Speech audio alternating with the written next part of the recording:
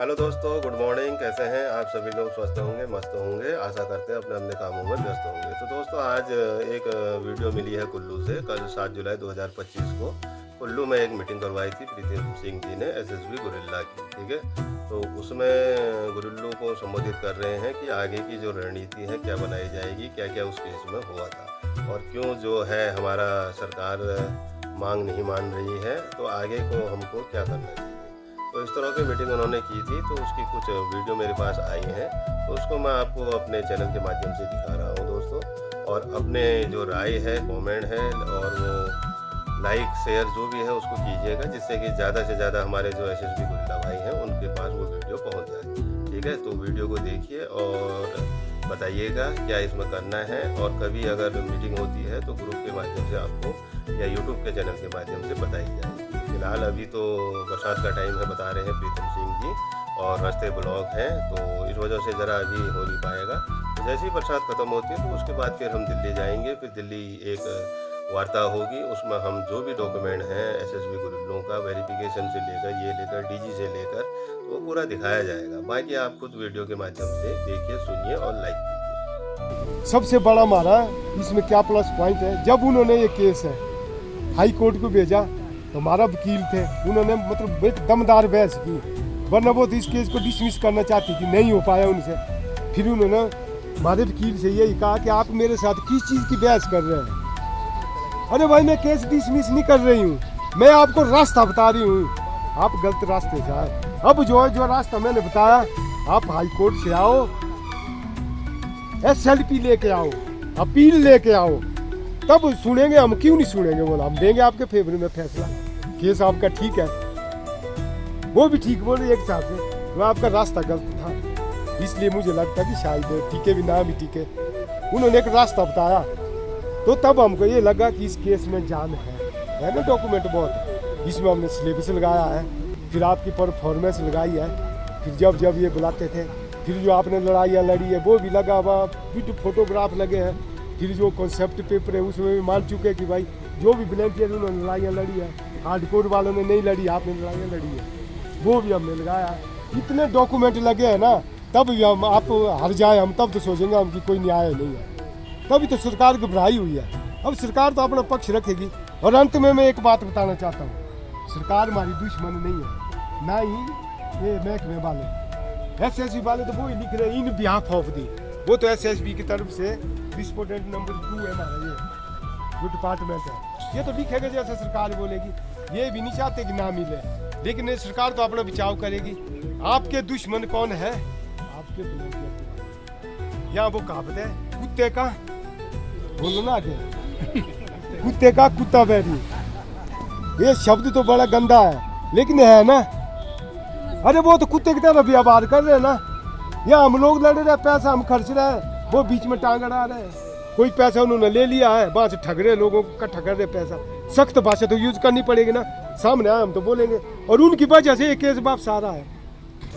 अब मैंने सुना है कि फिर जो है हाई कोर्ट में केस अलग अलग लग रहे हैं, कहीं ऐसा ना हो कि दोबारा ऑब्जेक्शन लगे। यहाँ तो जी 41 केस और लगे तो 45 केस हो गए, फिर ना वापस आए। इसके लिए जिम्मेवार कौन होगा? वो ही होंगे ना जो भटके हुए हैं। इसलिए मैंने अनुरोध किया था, सब एकजुट हो जाओ, एक केस लगाओ, लेकिन ये संभव नहीं है। मैंने तो चाहा था कोशिश करूं, मैं करूंगा भी कोशिश, मैंने की भी, लेकिन मेरे ऊपर ही इल्जाम लगा रहे हैं। ऑल इंडिया को जोड़ने की जब मैंने कोशिश की, कुछ एक नहीं चाहते वही ऑल इंडिया एक हो, और वो शायद मुझे भी नहीं चाहते वही ये ना रहे हमारे बीच में, क्योंकि मुझे हर एक की नब्ज का पता है, हर एक राज मुझे पता है, हर एक के डॉक्यूमेंट मेरे पास है, चाहे वो हमारे साथ है चाहे नहीं है।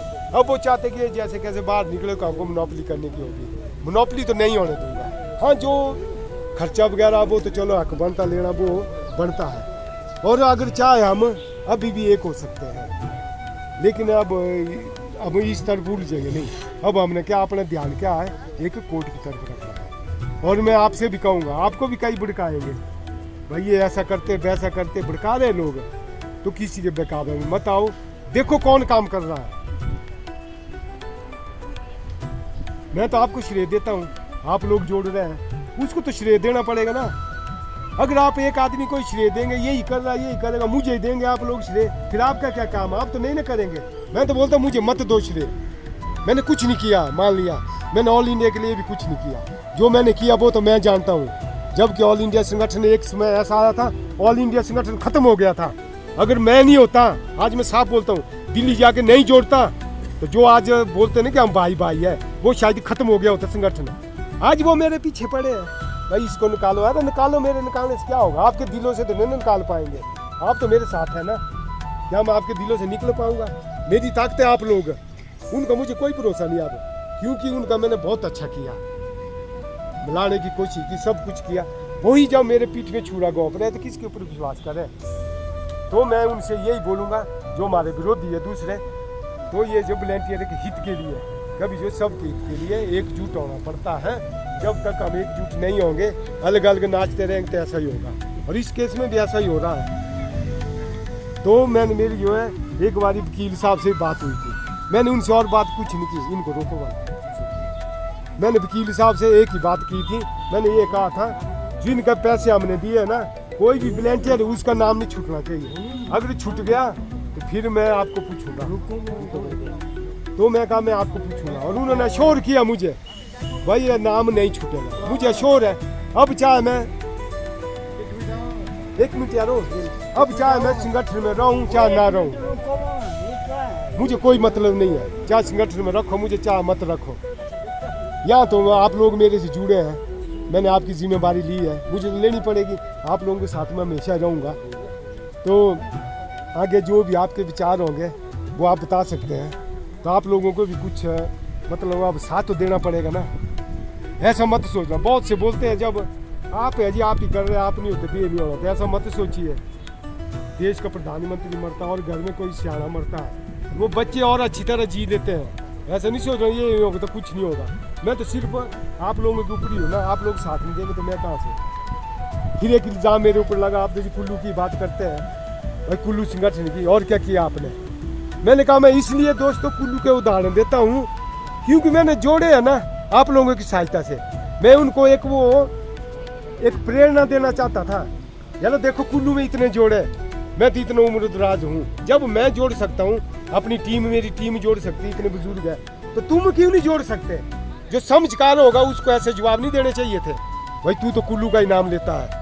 उनको ये जवाब नहीं देने चाहिए थे अगर समझकार होते, बल्कि उनको ये जवाब देना चाहिए था, वो वॉलंटियरों को जोड़ते, तब मुझे लगता मैं उनको अप्रिशिएट करता। लेकिन वो जोड़ तो एक भी नहीं रहे हैं, जिसके पास जुड़े हैं उनको भी ताना मार रहे हैं, आप तो ये कर रहे हैं, हम तो करेंगे ही, मैं तो बोलूँगा। फिर जो है उसके बाद अब मैं लास्ट में यही अनुरोध करूँगा आप लोगों से, ज़्यादा से ज़्यादा संख्या में आया करें। अब जो केस बड़े क्रूशियल। तो दोस्तों आपने मीटिंग की कुछ झलकियाँ देखी और प्रीतम सिंह जी कैसे संबोधित कर रहे हैं ग्राउंड में, अपने जो वॉलंटियर हैं किस तरह से उनको समझा रहे हैं। ठीक है, तो उनकी बातें सुनिए और गौर कीजिए, और आगे की रणनीति के बारे में जो भी वो बताएंगे तो उसको फिर हम फॉलो करेंगे। तो इसलिए सभी जितने भी एसएसबी गुरिल्ला भाई हैं जुड़ जाइए। और अभी 2027 में चुनाव हैं, तो इससे पहले अगर आप लोग प्रेशर बनाते हैं तो कहीं ना कहीं आपको मल्टीटास्क में या किसी भी ऐसे विभाग में वेरिफिकेशन के आधार पर गवर्नमेंट दे सकती है, जैसे होमगार्ड का है। लेकिन आप लोग कोशिश कीजिए, और जो हमारे नेता हैं, लीडर हैं, जिला अध्यक्ष हैं, ब्लॉक अध्यक्ष हैं, उन लोगों की बातों को सुनिए और जो जैसा कहते हैं उस हिसाब से कीजिए दोस्तों, और पैसा किसी को मत दीजिए। 99% जो रिव्यू पिटीशन खारिज होती है, क्यों? उसी जज के चैम्बर में जाती है। कोई भी जज अपने आप को जितवाएगा नहीं ना, हुआ ऐसा होता है।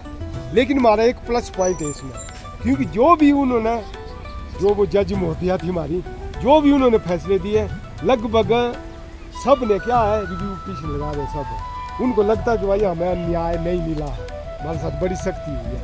फिर हमको भी ये लग रहा है कि चलो जब वो लगा रहे तो हम भी लगाते हैं। फिर एक प्लस पॉइंट हमारा और है, एक ये जो है, ये जज महोदय जो है शायद पहली जज है जिसको वहाँ कोई फेयरवेल पार्टी नहीं दी गई सुप्रीम कोर्ट में।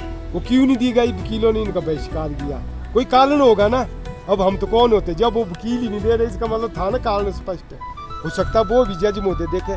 और सबसे बड़ा जो हमारा प्लस पॉइंट है वो ये है कि माननीय सूर्यकांत जी जो उनसे सीनियर जज है, उन्होंने जो एक थोड़ा सा वो डायरेक्शन दी है भाई इनको इनके बारे में क्या आप डिसीजन ले रहे हैं, तो 4 हफ्ते का टाइम लिया था। ये हमारा प्लस पॉइंट है। अगर अब जो हमने वो लगाई है रजिस्टर्ड हमारी हो गई है ये पिटीशन, अब कोर्ट बंद थे, अब कोर्ट खुल चुके हैं। अब ये जो ये पिटीशन हमारी लगी हुई है ना, अब ये जज महोदय के पास जाएगी, फिर वो जज महोदय फैसला करेंगे भाई ये टिकनी या नहीं टिकनी। मैं तो यही यहाँ 18 करोड़ है सभी देवी देवताओं से अनुरोध करते कि ये टिक जाए। अगर ये टिक जाएगी तो एक पेश में फैसला हो जाएगा, अगर ये नहीं टिकती है डिसमिस हो जाती है, फिर डिसमिस के चांसेस ज़्यादा होते हैं। चलो 2-3 प्लस पॉइंट हमारे, लेकिन मैं इतना भी बताना चाहता हूँ जो उन्होंने फैसला दिया है उन्होंने भी कानून से बाहर फैसला नहीं दिया है। ऐसे कोई भी जज अंधाधुंध नहीं देता, वकील होते ना वहाँ पर। उन्होंने इस केस को इसीलिए बात किया है, पहले तो कोर्ट ऑफ कंटेम्प्ट क्यों नहीं लगाई, उसमें हम गलत थे, हमने नहीं लगाई। दूसरा उन्होंने बोला जब आपकी यूनिक पिटीशन थी इसमें बताओ सब एक होने चाहिए था ना, लेकिन आपकी जो है इतनी आई है लगी 15-16, फिर जो मस्त राम भारद्वाज ने केस त्याग किया था, अब तो एक है नहीं, जाओ हाई कोर्ट में। जब उन्होंने और है सुप्रीम कोर्ट कर सकता है, उन्होंने बोला हमारे लेवल का नहीं है, ये हाई कोर्ट लेवल का है। आपने जो भी अप्रोप्रिएट रिलीफ जो भी उचित राहत लेनी है वो हाई कोर्ट से लो। उन्होंने भी अपने हिसाब से ठीक भेजा है, कानून के दायरे में है ये। हाँ कुछ अगर हमारे वकील अगर ज़्यादा पक्ष रखते हैं हो सकता है ये लगे, अगर नहीं टिकेगी रिव्यू पिटीशन फिर भी आपको घबराने की जरूरत नहीं है। हाई कोर्ट में हमारा केस जिंदा है। ऊपर जो एक पेशी में होना है, नीचे 2-3 पेशियाँ लगेगी। तो निचला मैं ये बताना चाहता हूँ इतने उत्सुक नहीं होना कि भाई अभी एक पेशी नहीं होगा 25 अगस्त को। इसमें हमारे वकील साहब डॉक्यूमेंट जमा करेंगे, फिर सरकार उसका जवाब देगी। जो भी हो सकता है दूसरी पेशी में हेयरिंग हो तो वहाँ पर फिर क्या उसमें थोड़ा टाइम लगता है, क्योंकि 6 हफ्ते का टाइम तो सरकार को मिलता है। अगर 2 पेशियाँ लगते 6 हफ्ते का लगता हुआ, फिर आगे वो देखते कि कब खाली है, उस हिसाब से कोर्ट में डेट लगती है। इसमें हो सकता है मतलब 5-6 महीने का ये लगे, लेकिन फैसला होगा ही होगा। फिर ये हमारे केस वापस नहीं भेज सकते, थ्रू प्रॉपर्ली चैनल है। तो मित्रों आज की वीडियो आपको कैसे लगी, लाइक शेयर कमेंट कीजिएगा। ऐसे ही मैं आपके लिए नई नई वीडियो लाते रहूँगा, और जितने भी हमारे एसएसबी गुरिल्ला भाई हैं सभी लोग जुड़ जाइएगा और भगवान से प्रार्थना कीजिएगा कि जल्दी से जल्दी हमारा काम हो जाए। तो कमेंट में लिखते हैं जय हिंद, जय भारत, जय एसएसबी गुरिल्ला।